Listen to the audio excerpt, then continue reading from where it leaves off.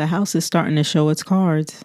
Alliances are becoming clearer, loyalties are shifting, and one player may not be getting the credit they deserve for their strategic gameplay. Plus, it's Lala's birthday, and they get cake and party hats.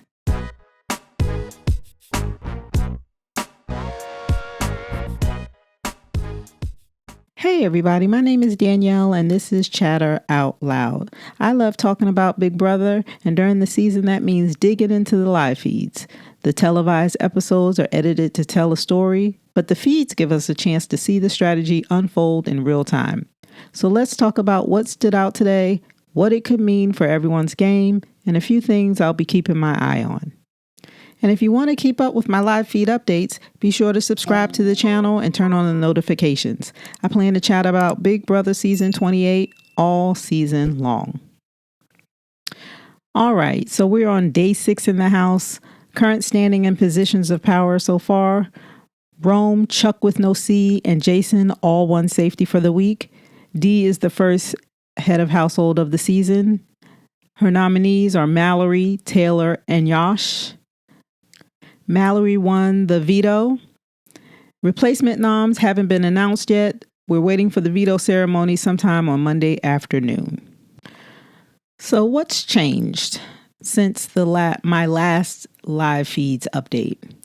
The biggest story, one of the biggest changes I noticed today is that the House continues to reveal alliances forming.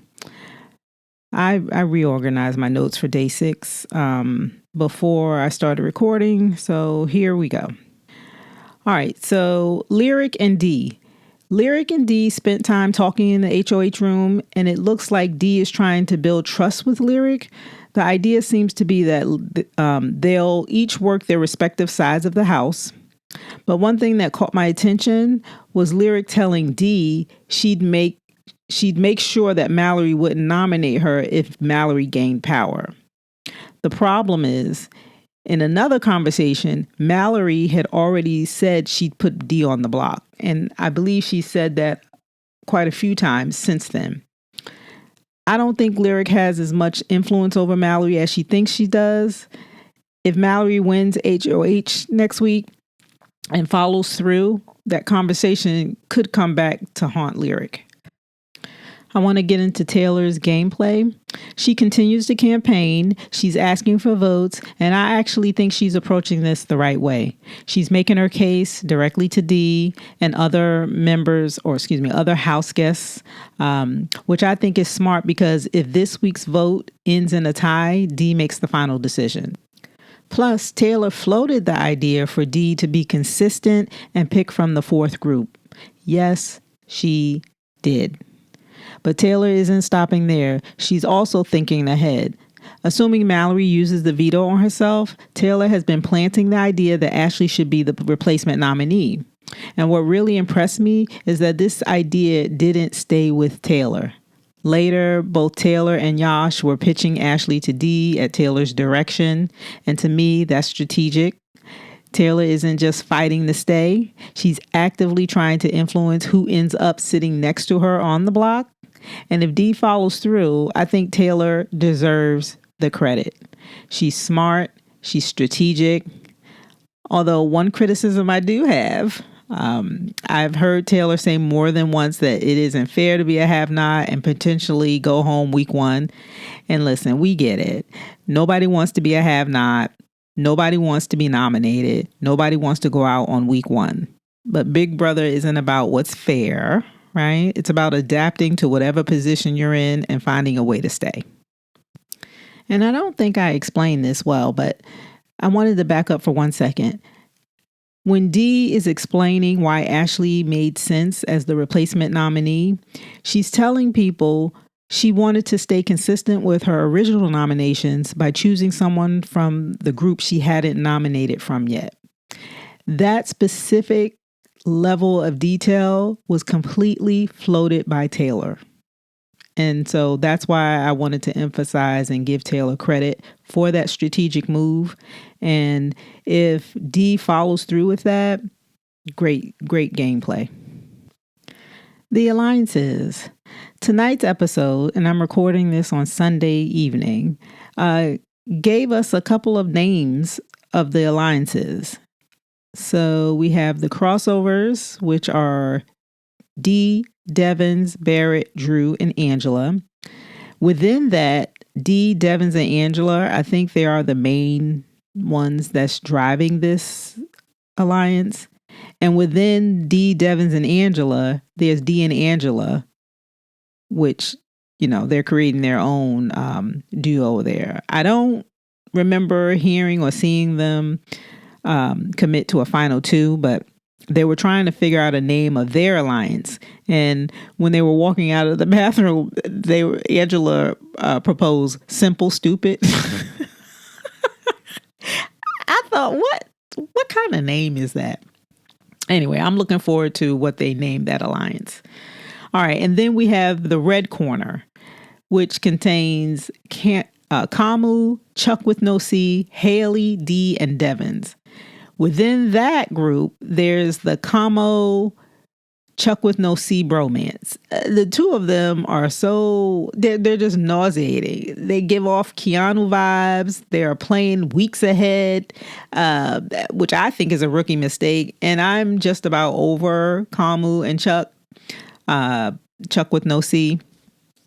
I mean, it's only been 1 week and these guys are playing weeks ahead.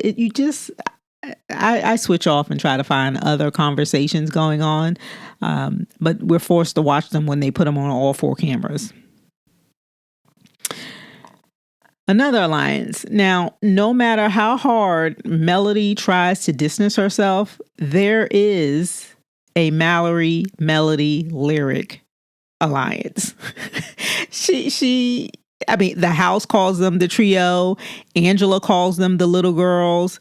I thought I heard Taylor call them the littles. These girls are an alliance, and Melody frustrates me. She is working really hard to separate herself from this trio, and I think that's a mistake. She seems convinced that there's a better place for her in the house, but I'm not seeing it. And at this point, I'd argue her strongest position is with this trio. Instead of chasing relationships that don't appear to be developing, she needs to work within this group. That's why I keep saying Melody gives me floater energy. She doesn't seem committed to anyone, and eventually the house, they're already taking notice of that. Meanwhile, Rome and Chuck with no C, they're building a relationship. But I think that's fake. Yash is also trying to recruit Rome into what appears to be a 7-person alliance. I think he wanted Barrett, Jason, Taylor, Lyric, Rome, and Yash. I still don't know who the 7th person is, but it really doesn't matter because this is not happening. If Yash doesn't win the blockbuster, he's going to be going home. I feel like my notes are I tried my best to organize them and have it flow a certain way, but it's crazy. I went from alliances and now I want to go back to talk about individual players. So we're going to Angela. Angela is slowly becoming Angela from BB28. Early in the day, she's back telling her BB28 stories. This time, it was the story about Matt and the crazy eyes and what she said and what she was thinking and how mad she got. I feel like we're getting closer and closer to this BB28 Angela. She made it very clear that she doesn't care for Melody. She does not like Haley. Later in the conversation between Dee and Angela, they both agree they aren't fans of Haley. I still think we're getting close to an Angela outburst. Aside from trying to keep the BB28 Angela under control, I'd say she's positioned herself really well this first week, and her gameplay is pretty solid.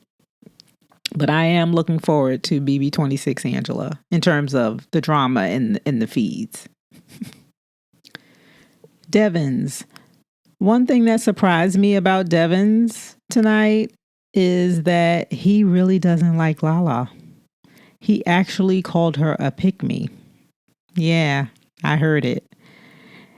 He expressed this sentiment to Kamu and then again to Drew and Angela. And interestingly, Kamu wasn't exactly defending Lala. So I'm not sure if Kamu is a fan of Lala. But yeah, it surprised me that Devin called Lala a pick-me. Yeah, I didn't like that. What I also noticed is that Devin feels much more genuine with Kamu than he does with Rome. Just an observation. Oh, and then late last night, before I called it a night on the feeds, I watched Devens figuratively slap Kamu and Chuck with no C back into reality. Kamu and Chuck with no C, the bromance, they are talking about going back on their word to Taylor and pushing to keep Ashley if she became the replacement nominee. And they were wanting to send Yash or Taylor home instead. The minute they brought this idea up, well, first of all, they were talking about this for a long time on the feeds. And the minute they had a chance to talk with Devens about this, he shut it down. And honestly, I felt it was necessary. They're doing too much for the first week. And I can't wait to see them on the block. Okay, I don't want to make this too long, but really quick, speaking of Ashley made her rounds to D. She's attempting to not be put on the block, but I think that's too late. Fortunately for her, if she is placed on the block, she'll have the opportunity to pull herself off through the blockbuster. So at least she'll have a chance to save herself. And finally, I didn't even know where to put this, so I'm ending it. But one of the more emotional moments today came from Jason and then later from Devens. Jason was sitting alone in the storage room, taking deep breaths, and suddenly he was breaking down crying. And later we learned he became emotional after hearing Lyric say hi to her mom through the camera. And I believe Jason's mother has already passed away because they were comforting him. They, meaning Lyric and Ashley, were comforting him.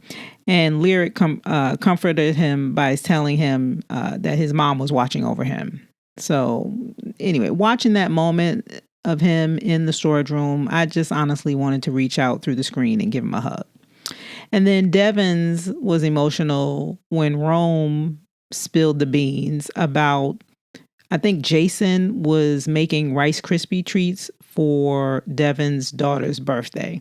And it just made him get emotional because Devens is a have-not.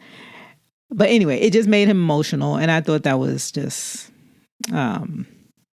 touching, both of those moments. Okay, that's all I have. I'll be back with another live feeds update. There's a lot of game between now and eviction night. We also have the blockbuster, and we'll see that live, play out live on Thursday, and I'm looking forward to that. Who do you think will be evicted on Thursday? And are you watching the live feeds? Let me know your thoughts in the comment below. All right, thanks for listening, and I'll talk to you next time.